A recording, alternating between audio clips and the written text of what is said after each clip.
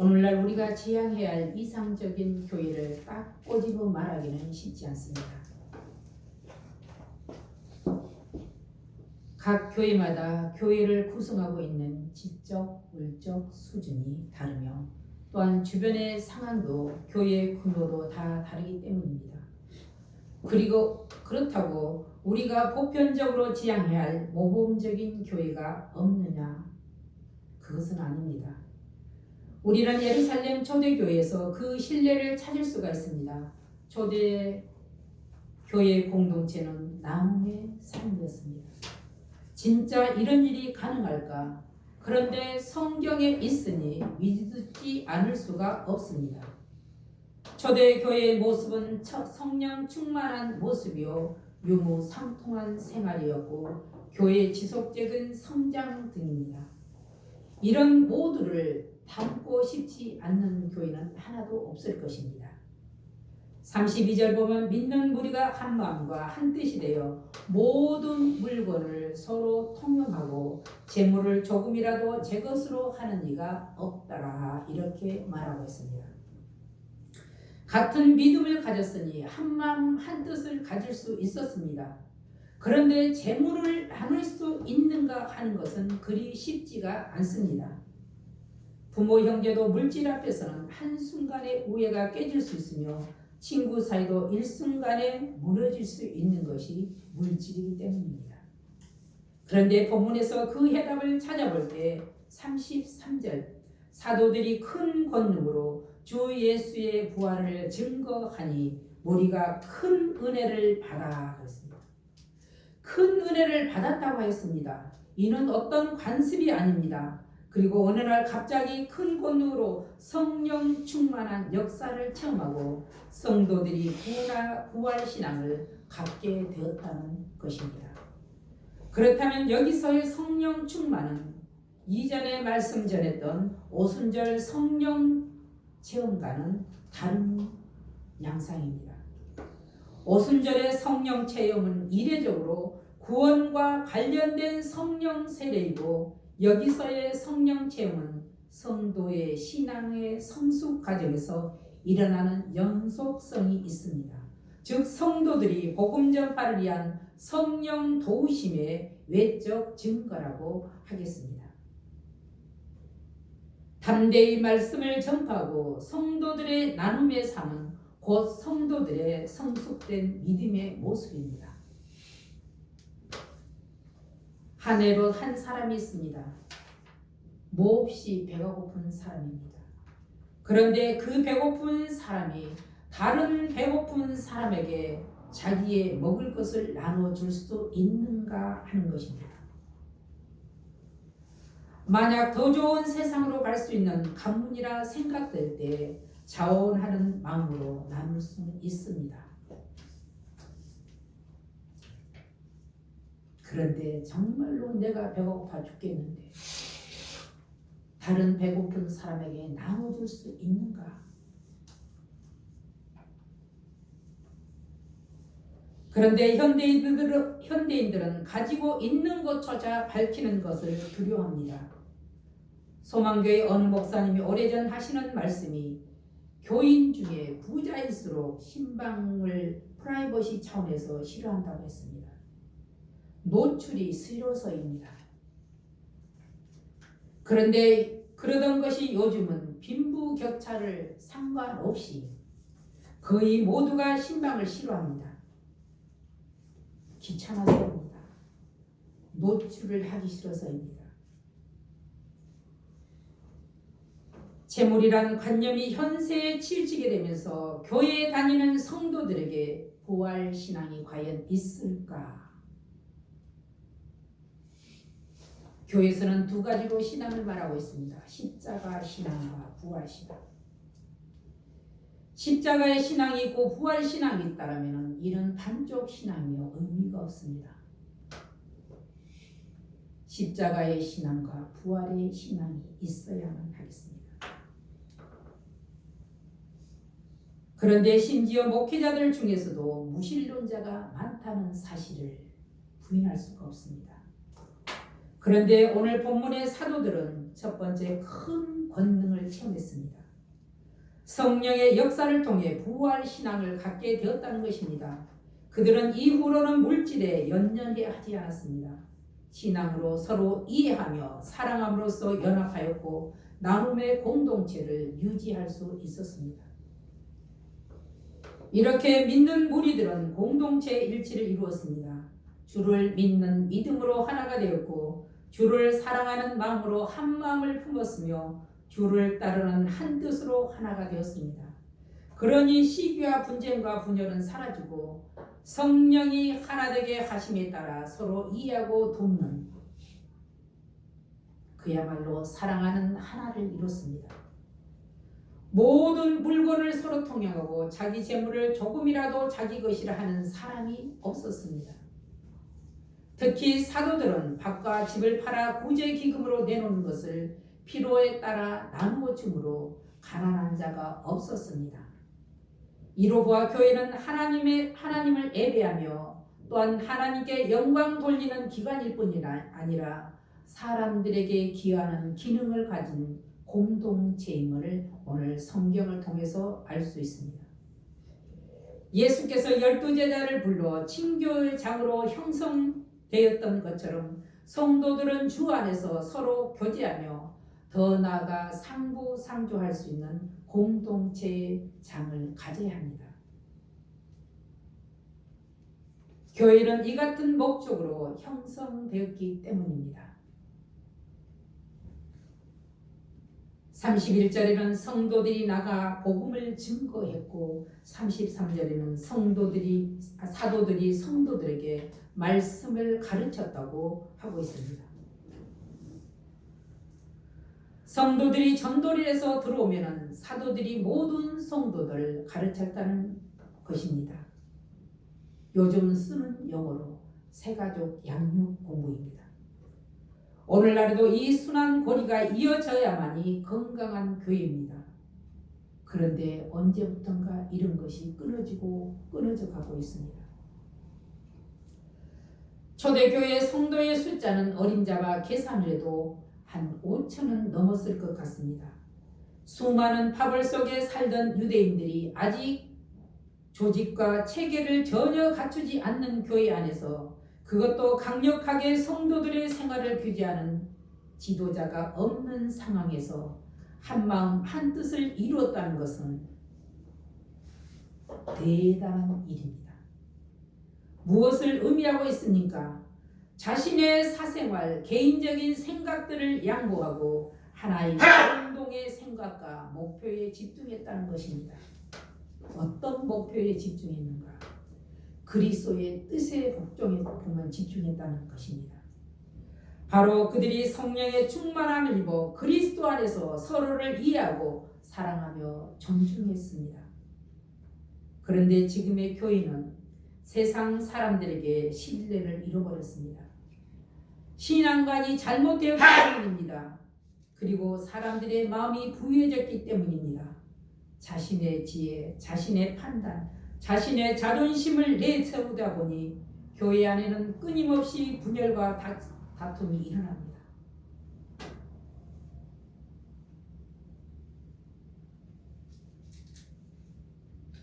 분명히 성경에는 그리스도가 십자가에서 죽은 것처럼 너희도 죽어라 그랬습니다. 자아를 죽이라 그랬습니다. 그런데 자아를 다스리지 못한 까닭에 그렇습니다. 그래서 건강한 교회로 이어져야 할 전도와 가르침의 고리가 이어지지 못하고 있는 것도 사실입니다.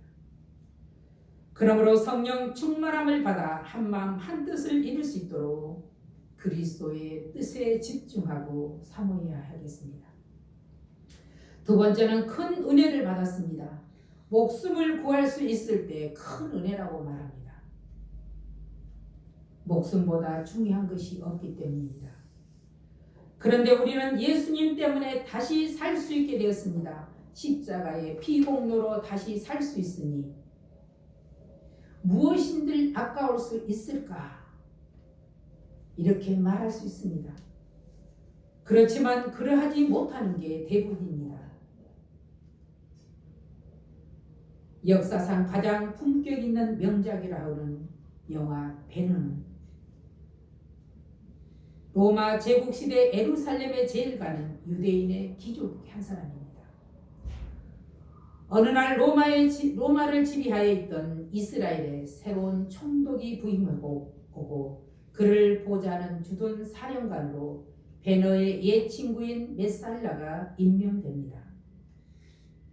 메살라는 영향력 있는 베너를 이용해 큰 공을 세우고 싶었지만 베너는 민족을 배반하는 것이 싫어 거절하였습니다. 이에 친구 메살라는 베너에 대해 반감을 갖고 배반을 합니다.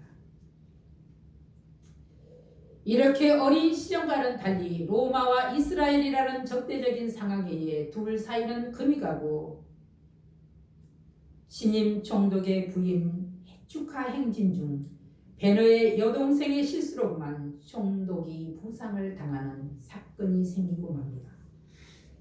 베너의 애친구인 메살라는 유다의 계획적인 범행으로 몰아서 베너의 가족을 잡아들이고 베너는 모든 것을 잃은 채 노예로 끌려가게 됩니다. 베너는 이렇게 억울함을 당하고 재산을 다 몰수당하고 로마로 끌려가 로마 전함에 노젓는 자로 전락합니다.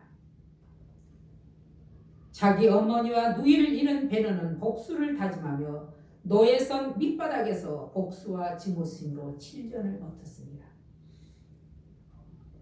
제독의 배가 침몰해 갈 때 그는 침몰해가 침몰하는 제독을 구해줬습니다. 제독은 자기 목숨을 구해준 베너를 자기 양아들로 삼고 자신의 전차에 태워 로마로 개선합니다. 전 재산과 함께 자신의 지휘권까지 물려줬습니다. 그러나 베너는 자기 고향 예루살렘으로 금이 환영하며 복수를 시작하고자 했습니다. 마침 마차 경기로 로마를 꺾고 싶었습니다. 그런데 로마 선수로 나온 자는 원수 메살라였습니다. 그는 군사용 전차를 가지고 나와 베너를 죽이려고 갖가지 반칙을 일삼았지만 결국 베너는 우승을 하고 맙니다. 그런데 지하 감옥에서 죽은 줄 알았던 어머니와 여동생이 나병이 걸려 계곡에 격리된 채 살아가고 있다는 소리를 듣습니다. 베너는 그를 데리고 기적을 행한다는 예수께 치료를 위해서 데리고 갑니다. 데리고 가는 중에 예수께서 십자가에 못 박히는 것을 보게 됩니다. 그리고 그때 내리는 비를 맞고 어머니와 여동생이 나병이 낫는 기적을 보게 됩니다. 이 기적을 본 베너는 하나님을 믿게 됩니다. 마지막 부활하신 예수 그리스도를 만났습니다. 그리고 그는 원수를 향한 용서와 사랑을 하게 됩니다. 그리스도의 사랑. 서유럽 여행 때 그 영화를 찍었던 장소를 내려다보며 그 영화를 상상해보고 그때를 상상해보게 되었습니다. 예수님의 부활이야말로 신자들에게는 은혜 중에 은혜요 모든 축복과 소망의 보증입니다. 그것을 믿는 초대교회는 성령의 능력으로 큰 권능을 나타낸 것입니다. 사도들은 큰 권능으로 주의 부활을 증거했습니다. 그것은 예수께서 약속하신 말씀대로 성령 충만을 받은 결과입니다. 그런데 우리는 주님을 믿는다고 하면서도 주님을 위해 내놓고 형제들을 위해서 내놓지 못하고 있습니다. 바로 큰 은혜를 받지 못한 까닭입니다. 초대교회 성도들과 같이 큰 권능을 받아 주의 부활을 증거하는 그리고 서로 섬기는 성도들이 되도록 우리는 힘써야 하겠습니다. 세 번째는 큰 감사가 있었습니다. 초대교회 성도들이 나눔의 공동체를 유지할 수 있었던 것은 바로 감사가 있어서였습니다. 당시 초대교회는 로마로부터 큰 위협을 받고 있던 때입니다. 박해를 선동한 사람들의 기대와는 달리 오히려 나사렛 예수의 부활을 증거하는 사람들에게 그들은 심한 적대감, 도를 넘었습니다. 그럼에도 그들은 감사가 있었습니다. 살아있음에 감사입니다. 살아있음에 감사하는 성도들은 신앙적으로 물질적으로 연합하게 되었습니다. 나이도 성격도 환경도 달랐지만 한마음 한뜻이 되었습니다. 우리 34절을 한번 같이 읽어봅니다. 34절. 그 중에 가난한 사람이 없으니 이는 밭과 집 있는 자는 팔아 그 판 것의 값을 가져다가. 오늘 본문의 말씀 보면 36절에 요셉이라 사도들이 일컬어 바나바라 하는 사람이 밭이 있음에 팔아 그 값을 가지고 사도들의 발 앞에 두니라 그랬습니다. 이전에 우리나라에도 나눔이 있었습니다. 자신의 재산을 팔아 나라를 구하는데 쓰고 교회를 짓는데 기부하던 사람들이 많이 있었습니다. 그런데 점차 사라졌습니다. 기복주의 신앙을 설교하면서부터였습니다. 부자는 복을 받았다는 설교를 들으면서 가난한 사람들은 위로가 아니라 상처가 되었고 부끄러움을 느꼈습니다. 가난은 부끄러움은 아닙니다. 조금 불편할 뿐이지. 점차 교회가 가난한 자와 분리되기 시작했습니다. 교회 안에서 부자와 가난한 자들이 분리되었다는 것은 하나님의 뜻을 역행하는 것입니다. 현대를 그린 그림 중에 교회를 담벼락으로 하여 한쪽은 가난한 자가 굶고 있고 한쪽은 돈이 넘쳐 저축하니라 바쁜 장면을 보았습니다. 이는 다름 아닌 무익한 종의 이야기를 담고 있는 내용입니다. 누가복음 16장 보면은 주인이 멀리 떠나가면서 청직에게 자기의 전 재산을 맡겼습니다.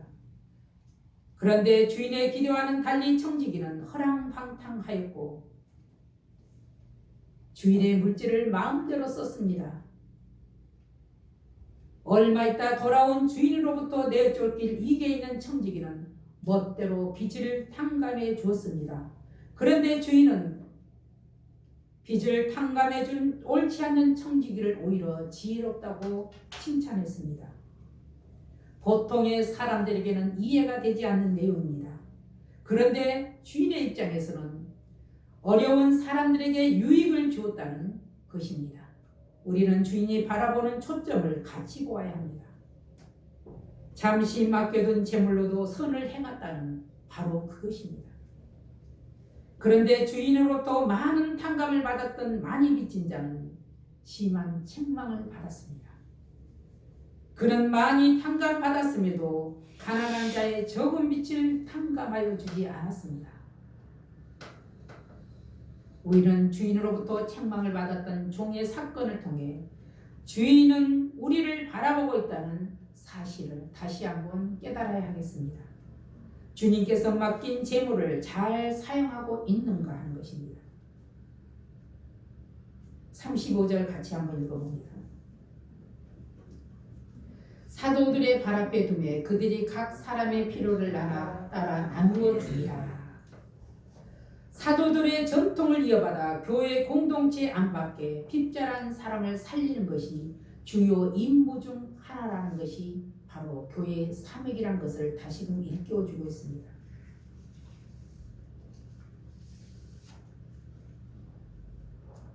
나는 그러면 주님께서 주신 재물, 맡긴 재물을 잘 사용하고 있는가? 심히 부끄럽습니다. 명예 때문에, 체면 때문에 남을 돕고 있지 않는가?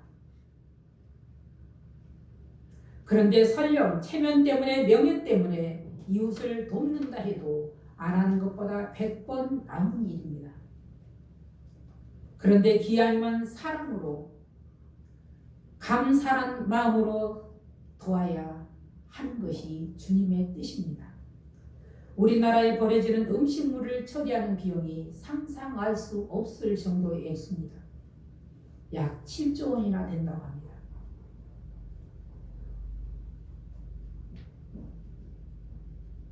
대부분의 있는 사람들이 주로 버리는 경향이 많습니다. 우리는 언젠가 주님 앞에 빈손으로 선다는 것을 잘 알고 있습니다. 그러면 또 내려놓지 못한 것이 물질입니다. 얼마나 물질이 대단했으면 물질을 하나님과 같은 선상에서 예수님께서 비유하셨을까 생각하게 됩니다. 사람들은 쉽게 초대교회 모습으로 돌아가자고 말합니다. 그런데 쉽게 돌아갈 수가 없습니다. 그런데 돌아갈 수 있는 방법은 본문이 보여주는 대로 큰 감사를 체험하면, 큰 권능을 체험하면, 큰 은혜를 체험하면, 즉 나를 살려주신 주님의 은혜를 체험하면 초대 공동체처럼 희생과 양보를 통해 하나님의 나라가, 생명 나라가 건설될 수 있다는 것입니다. 오늘도 감사해야 할 것은 나에게 가분하게 주셨다는 것에 감사, 많은 소유에 감사, 이미 쓰고 남음에 감사입니다. 큰 감사를, 큰 권능을, 큰 은혜를 체험하는 모든 성도들이 되시기를 주의 이름으로 축복합니다. 기도하겠습니다. 살아계신 아버지 하나님 감사드립니다. 이 말씀이 이 지혜의 말씀이, 능력의 말씀이, 권능의 말씀이 우리를 변화시키는 말씀이 되게 하여 주시옵소서. 예수님의 이름으로 기도하옵나이다. 아멘.